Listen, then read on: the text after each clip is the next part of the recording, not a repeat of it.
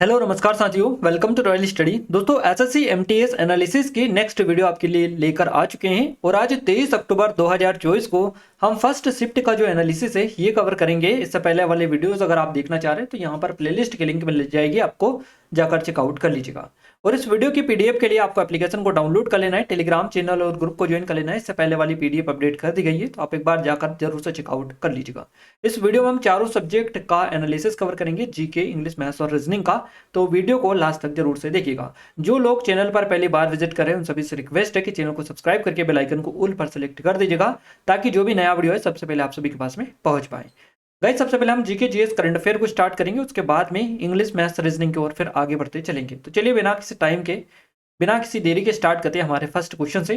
देखिए अगला क्वेश्चन है, पहला क्वेश्चन है हमारा, उत्तराखंड उच्च न्यायालय की पहली महिला जो मुख्य न्यायाधीश बनी है ये कौन बनी है, इनका नाम आपको बताना है। न्यायमूर्ति रितु बहारी आपका करेक्ट आंसर हो जाएगा।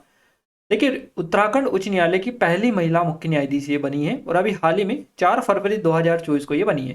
तो न्यायमूर्ति रितु बहारी उत्तराखंड उच्च न्यायालय की पहली महिला मुख्य न्यायाधीश है। उन्होंने 4 फरवरी 2024 को उत्तराखंड उच्च न्यायालय के 13वें मुख्य न्यायाधीश के रूप में शपथ ली है। राज्यपाल लेफ्टिनेंट जनरल गुरमीत सिंह सेवानिवृत्त है ना, इन्होंने राजभवन में उन्हें शपथ दिलाई थी। और न्यायमूर्ति रितु बहारी ने उत्तराखंड उच्च न्यायालय की पहली महिला मुख्य न्यायाधीश के रूप में शपथ ली। देश के 25 उच्च न्यायालयों में इस पद पर आसीन होने वाली दूसरी महिला ये बेसिकली बन गई है। तो ये क्वेश्चन इंपोर्टेंट है, आपको याद रखना है, करंट का क्वेश्चन है 2024 का। चलिए गाइस, ये हमारी एसएससी एमटीएस की स्पेशल टेस्ट सीरीज है। अगर अभी तक आपने इसमें एनरोल नहीं किया है तो कर लीजिएगा, गोल्डन अपॉर्चुनिटी है आप सभी लोगों के लिए। अगर आप अभी हमसे कनेक्ट हुए हैं तो आपके लिए गोल्डन अपॉर्चुनिटी है, डेमो चेकआउट कर लीजिएगा, एप्लीकेशन पर डला है जो कि फ्री ऑफ कॉस्ट है, लेटेस्ट पैटर्न पर बेस्ड है पूरी की पूरी। और आप सभी में से कुछ लोग बोल रहे हैं कि ये बुक्स हमें चाहिए, बुक्स वगैरह। तो गाइस ये बुक्स नहीं है, ये टेस्ट सीरीज है मॉक टेस्ट के फॉर्मेट में, जो कि एप्लीकेशन पर जैसे एग्जाम होता है वैसे ही आप ऑनलाइन इसको अटेम्प्ट कर सकते हैं। लास्ट में आपका एग्जाम स्कोर भी दिख जाएगा। तो इस टाइप की ये टेस्ट सीरीज है, मॉक टेस्ट वाली। क्लियर है। और यहाँ पर पीडीएफ नोट्स वगैरह सारा कुछ है इसमें। एक कोर्स टाइप ये है जिसमें आपको सारी चीजें मिल जाएंगी। तो इसकी प्राइस अभी आपका 50 रुपए की है। 1 रुपए में आपको 500, आपको इसमें 500 से भी ज्यादा टेस्ट मिल रहा है। तो इसमें आपको 10+ टेस्ट मिल जाएंगे 1 रुपए की प्राइस में। तो आप इमेजिन कर सकते हैं कितनी सस्ती टेस्ट सीरीज है। ये नंबर है, कोई डाउट है, कुछ क्वेरी है तो कॉन्टैक्ट भी कर सकते हैं। अगला क्वेश्चन है, बजट से संबंधित एक प्रश्न था और कौन सा विकल्प उपयुक्त नहीं है बजट से रिलेटेड, इस तरह से क्वेश्चन था आपका। तो देखिए बजट की अगर सबसे पहले परिभाषा है अगर अपन देखें तो WJ बेटी के अनुसार बजट भविष्य का एक प्रकार का लेखा जोखा है, जिसमें भविष्य की संभावनाओं, समस्याओं को लेन देन के वास्तविक रूप में होने से पहले कागज पर पूरा किया जाता है। तो ये बेसिकली बजट होता है, इसका आकलन पहले ही किया जाता है। बजट एक भविष्य की अवधि के लिए कार्य योजना है और व्यवसाय के पहलुओं के संबंध में अपने स्वयं के निर्णयों का पालन करने वाले प्रबंध की क्रिया बजट पर आधारित होती है। व्यवसाय की किसी भी गतिविधि से संबंधित बजट हमेशा अग्रगामी होता है और यह निर्धारित समय से पहले तैयार किया जाता है। अगला क्वेश्चन पूछा गया है, what is the population density of India. Bharat का जनसंख्या जो घनत्व है ये कितना है। तो 382 पर पर्सन स्क्वायर किलोमीटर आपका करेक्ट आंसर आएगा। 382 व्यक्ति प्रति वर्ग किलोमीटर। दुनिया का 7वां सबसे बड़ा जो देश भारत है, एशियाई महाद्वीप से अलग है, पहाड़ी और समुद्र से अलग है, जो सरकार को एक अलग भौगोलिक इकाई देता है। 2011 में भारत का जनसंख्या घनत्व जो है 382 व्यक्ति प्रति वर्ग किलोमीटर था, जिसकी जो 10 की वृद्धि दर थी ये 17.2772% थी। अगला क्वेश्चन है आपका, नुब्रा एंड श्योकार ट्रिब्यूटरी है ना, ट्रिब्यूटरी ऑफ डैश रिवर। तो नुब्रा और श्योक जो है ये किस नदी की सहायक नदियां हैं। तो सिंधु नदी करेक्ट आंसर आपका हो जाएगा। नुब्रा और श्योक जो है सिंधु नदी की सहायक नदियां हैं। सिंधु एशिया की एक सीमा पार कर नदी है और एक नदी है जो हिमालय के पार दक्षिण और मध्य एशिया से होकर ये बेसिकली बहती है। तो 3120 किलोमीटर या फिर 1940 मील लंबी नदी पश्चिमी तिब्बत के माउंट कैलाश के उत्तर पूर्व में पहाड़ी झरनों से निकलती है। कश्मीर के विवादास्पद जो क्षेत्र है इसमें से उत्तर पश्चिम में बहती है और नंगा पर्वत जो है श्रृंखला इसके बाद एक तीव्र बाएं मोड़ लेती है ये, और फिर पाकिस्तान से होकर ये बेसिकली बहती है।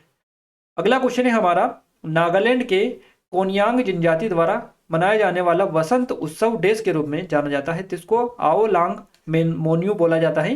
याद रखिएगा, आओ लांग मोन्यू इसका नाम है, जो कि कोनयांग जनजाति का एक फेस्टिवल है, ये आपको स्पेशली याद रखना है। तो आओ लांग मोन्यू नागालैंड के कोनयांग नागा जनजाति का वसंत त्योहार है। इसे वसंत का त्योहार भी कहा जाता है। यह कोनयांग नागा द्वारा मनाए जाने वाले सभी त्योहारों में सबसे महान है। यह आओ लांग त्योहार कोनयांग के लोगों जितना ही पुराना भी माना जाता है। अगला क्वेश्चन पूछा गया है बम्बई जयश्री को या बॉम्बे जयश्री को हाल ही में किस पुरस्कार के लिए नामांकित किया गया? संगीता कलानिधि पुरस्कार 2023 के लिए इनको नामित किया गया है। संगीता या संगीत अकादमी ने, देखिए संगीत अकादमी ने घोषणा की है कि 2023 के लिए संगीता कलानिधि पुरस्कार बॉम्बे जयश्री को प्रदान किया गया है। बॉम्बे जयश्री एक जो है पद्मश्री पुरस्कार विजेता और प्रसिद्ध कर्नाटक गायिका है। तो आपको याद रखना है ये कौन है, कर्नाटक गायिका है, बॉम्बे जयश्री इनका नाम है। और अकादमी के प्रेस विज्ञप्ति के अनुसार जयश्री वर्तमान समय के प्रमुख कर्नाटक संगीतकारों में से एक मानी जाती है। अगला क्वेश्चन है तिहार दसेन किस देश के त्योहार है? तो नेपाल करेक्ट आंसर हो जाएगा। दसेन और तिहार ये जो है दोनों नेपाल के त्योहार है, फेस्टिवल है। नेपाल का सबसे बड़ा और सबसे लंबा हिंदू त्योहार है दसेन। ये 2 हफ्तों तक चलता है और दसेन में देवी दुर्गा की पूजा की जाती है। तिहार की बात करें जिसे रोशनी का त्योहार भी कहा जाता है, नेपाल का दूसरा सबसे बड़ा त्योहार है। यह त्योहार 5 दिनों तक चलता है और इस त्योहार में जानवरों और प्राकृतिक के तत्वों की पूजा की जाती है। आखिरी दिन बहनें अपने सगे भाइयों के माथे पर टीका लगाती है और उन्हें उपहार देती है। अगला क्वेश्चन है तक्षशिला खुदाई किस पुरातत्वविद से संबंधित है? तो ये सर जॉन मार्शल आपका करेक्ट आंसर रहेगा। प्राचीन तक्षशिला के खंडहरों को खोज निकालने का प्रयत्न सबसे पहले जनरल कनिंघम ने शुरू किया था, किंतु ठोस काम 1912 ईस्वी के बाद ही भारतीय पुरातत्व विभाग की ओर से सर जॉन मार्शल के नेतृत्व में शुरू हुआ और अब उसके कई स्थानों पर छितरे हुए अवशेष खोद निकाले गए हैं। अगला है सिकंदर ने पंजाब कब जीता और कब मरा? When did Alexander win Punjab and when did he die? तो 326 ईसा पूर्व में इसने पंजाब जीता था या पंजाब पर अपना कब्जा कर लिया था 326 ईसा पूर्व में। और ये जो है 10 जून 323 ईसा पूर्व को सिकंदर जो है इसकी मृत्यु हो गई। तो दोनों का जवाब हमने दे दिया है। हो सकता है ये रिक्त स्थान वाला क्वेश्चन आपका बना हो इस टाइप से। सिकंदर जो है इसने मई 326 ईसा पूर्व में पंजाब के हाइडस्पेस जो नदी इसके तट पर पोरस वंश के राजा थे, पौरव वंश के राजा पोरस, इनसे लड़ाई लड़ी थी और इस लड़ाई को हाइडस्पेस की जो लड़ाई है या फिर झेलम की लड़ाई के नाम से भी जाना जाता है, आपको याद रखना है। अगला है आपका कौन सी जो चीज है क्रोमोसोम को रंगीन बनाती है? तो ये क्रोमेटिन आपका करेक्ट आंसर हो जाएगा। Chromatin, what makes chromosomes colourful, है ना? तो क्रोमेटिन करेक्ट आंसर रहेगा। क्रोमोसोम को रंगीन बनाने वाली चीज डीएनए में मौजूद क्रोमेटिन है, जो प्रोटीन और डीएनए का मिश्रण होती है या होता है। जब क्रोमोसोम को विशेष रंगों या डाई जैसे जीएमसा स्टेन के साथ रंगा जाता है तो यह क्रोमेटिन के घनत्व के अनुसार अलग अलग रंग दिखाता है। अगला क्वेश्चन है सावित्री ए लेजेंड एंड ए सिंबल नामक पुस्तक की रचना किसने की? श्री अरविंदो आपका करेक्ट आंसर रहेगा। श्री अरविंदो एक भारतीय दार्शनिक, योगी, गुरु, कवि और राष्ट्रवादी थे। श्री अरविंदो की अगर अपन बात करें तो इनका मानना था कि डार्विनवाद केवल जीवन में पदार्थ के विकास की घटना का वर्णन करता लेकिन इसके पीछे का कारण नहीं बताता, जबकि वह जीवन को पहले से ही स्थिति में मौजूद पाता है। अगला क्वेश्चन है प्राकृतिक भूकंप पृथ्वी की किस परत में आते हैं? तो ये स्थल मंडल में आते हैं। प्राकृतिक जो भूकंप है ये स्थल मंडल में आते हैं, जो पृथ्वी की सबसे बाहरी परत होती है। इसमें भूप्रपटी और मेंटल का सबसे ऊपरी हिस्सा शामिल है। तो स्थल मंडल को विवर्तनिक प्लेटों में विभाजित किया गया है जो दुर्बल मंडल पर घूमती है और जो इसके नीचे एक अधिक तरल परत है। अगला क्वेश्चन है नृत्य के लिए जुनून किसकी आत्मकथा है? या फिर ए डांस हमें इस तरह से मिला था, तो यामिनी कृष्णमूर्ति आपका करेक्ट आंसर हो जाएगा। नृत्य के प्रति जुनून एक आत्मकथा यामिनी कृष्णमूर्ति की आत्मकथा है। यामिनी कृष्णमूर्ति ने साल 1995 में अपनी आत्मकथा पैशन फॉर डांस प्रकाशित की थी। साहित्य में आत्मकथा किसी लेखक द्वारा अपने जीवन का वर्णन करने वाली कथा को कहते हैं। अगला क्वेश्चन है सबसे ज्यादा बार महिला T20 जो विश्व कप है ये किस देश ने जीता है या जीतने वाला देश कौन सा है? तो ऑस्ट्रेलिया करेक्ट आंसर रहेगा। महिला T20 वर्ल्ड कप में सबसे ज्यादा बार जो जीतने वाला देश है ये इसका नाम ऑस्ट्रेलिया है। ऑस्ट्रेलियाई टीम 6 बार इस टूर्नामेंट की चैंपियन रह चुकी है। वही इंग्लैंड और वेस्ट इंडीज की बात करें तो इन्होंने एक बार ये खिताब अपने नाम किया है। अगला क्वेश्चन है जे थॉमसन के परमाणु मॉडल का नाम क्या है? तो प्लम है ना, प्लम पुडिंग मॉडल या फिर तरबूज मॉडल इसका नाम है, प्लम पुडिंग मॉडल या फिर वाटरमेलन मॉडल। तो जे थॉमसन के परमाणु जो मॉडल है इसको प्लम पुडिंग मॉडल या तरबूज मॉडल के नाम से जाना जाता है। जे थॉमसन ने साल 1904 में परमाणु के इस मॉडल को प्रस्तावित किया था और इस मॉडल के मुताबिक परमाणु एक धनात्मक आवेशित गोला होता है और उसमें इलेक्ट्रॉन होते हैं और इस गोले में धनात्मक आवेश समान रूप से वितरित होता है। अगला क्वेश्चन है, ट्रैक और फील्ड के किस इवेंट में खिलाड़ी को पानी पार करना पड़ता है? तो ये जो इवेंट होता है स्टीपलेज आपका करेक्ट आंसर रहेगा। स्टीपलेज आप स्टीपल है ना, स्टीपल चेज आपका करेक्ट आंसर यहाँ से हो जाएगा। और ट्रैक और फील्ड के इवेंट स्टीपल चेज में जो खिलाड़ी होते हैं उनको पानी पार करना पड़ता है। स्टीपल चेज एक बाधा दौड़ है जिसमें खिलाड़ी को ट्रैक पर आने वाली बाधाओं को पार करना होता है, पानी में छलांग लगानी होती है। अगला क्वेश्चन है, मलेरिया से संबंधित एक प्रश्न था, कौन सा विकल्प उपयुक्त है इसके बारे में? देखिए, प्रोटोजोआ प्लाज्मोडियम विवेक्स के कारण मलेरिया होता है। यह मादा एनाफ्लीज मच्छर जो होता है इसके माध्यम से फैलता है। प्रोटोजोआ प्लाज्मोडियम मुख्य रूप से मानव शरीर की लाल रक्त कोशिका, यकृत और प्लीहा को प्रभावित करता है।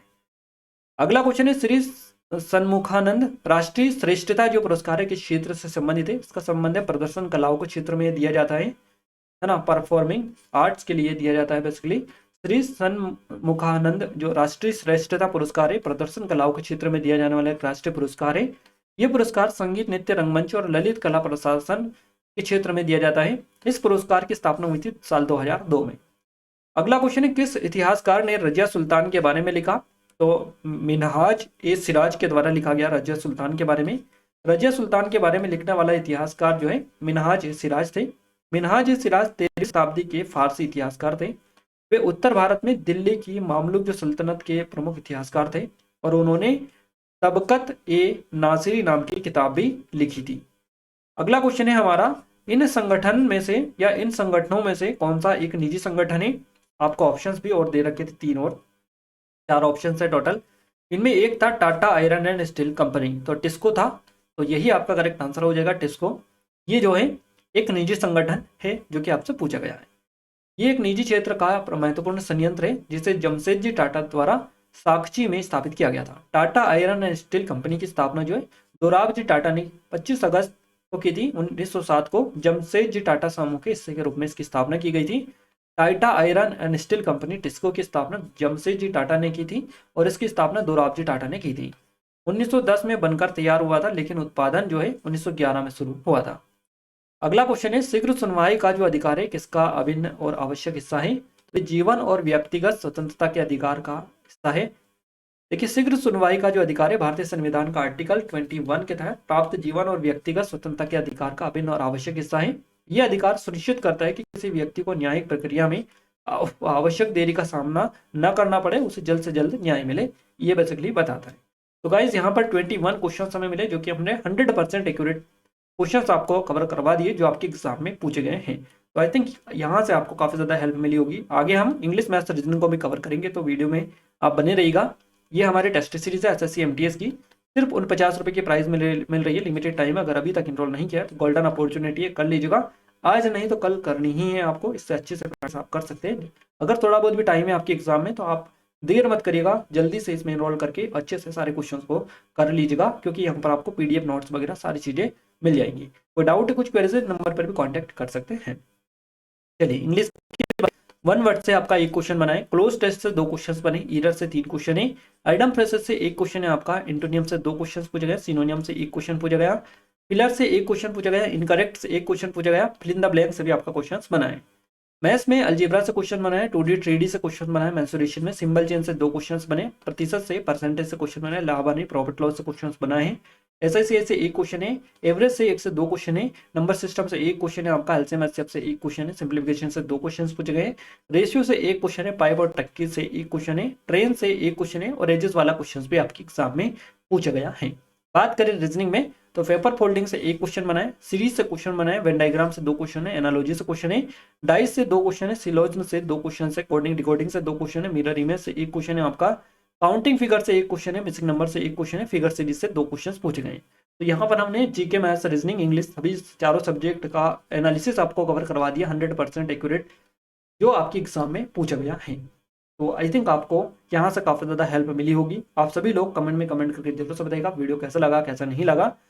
ये हमारी स्पेशल टेस्ट सीरीज है, इनरोल नहीं किया, सिर्फ 49 रुपए में आपको 1 रुपए में 10 से भी ज्यादा टेस्ट यहाँ पर मिल रहे हैं। तो 49 रुपए में 500 से भी ज्यादा आपको टेस्ट मिल रहे हैं। आप जल्दी से इनरोल कर लीजिएगा, लेटेस्ट है, एक बार डिस्क्रिप्शन में लिंक है, चेकआउट कर सकते हैं। डेमो भी चेकआउट कर लीजिएगा। एसएससी जीडी की स्पेशल है हमारी टेस्ट सीरीज, जो कि ऑनलाइन जो पैटर्न अभी चल रहा है लेटेस्ट, इस पर बेस्ड है पूरी की पूरी। डेमो चेकआउट कर सकते हैं, ये नंबर भी है, कोई डाउट है कुछ क्वेरीज है तो। और ये हमारी एमपीएसआई के लिए स्पेशल है, मध्य प्रदेश सब इंस्पेक्टर के लिए, तो इसके भी लिंक डिस्क्रिप्शन में आपको मिल जाएगी। गाइस, इन वीडियोस की पीडीएफ के लिए एप्लीकेशन को डाउनलोड कर लेना है, टेलीग्राम चैनल ग्रुप को ज्वाइन कर लेना है, दोनों की लिंक आपको इस वीडियो के डिस्क्रिप्शन में मिल जाएगी, तो आप ज्वाइन करके रखिएगा। इससे पहले वाली पीडीएफ हमने ऑलरेडी अपडेट कर दी है, क्लियर है। और अगर अभी तक आपने इस चैनल को सब्सक्राइब नहीं किया तो आप सभी से रिक्वेस्ट है कि चैनल को सब्सक्राइब करके बेल आइकन को ऑल पर सेलेक्ट कर दीजिएगा, ताकि जो भी नया वीडियो आए सबसे पहले आप सभी के पास में पहुंच पाए। तो मिलते हैं हमारे नेक्स्ट स्टडी वीडियो में, तब तक के लिए जय हिंद, वंदे मातरम।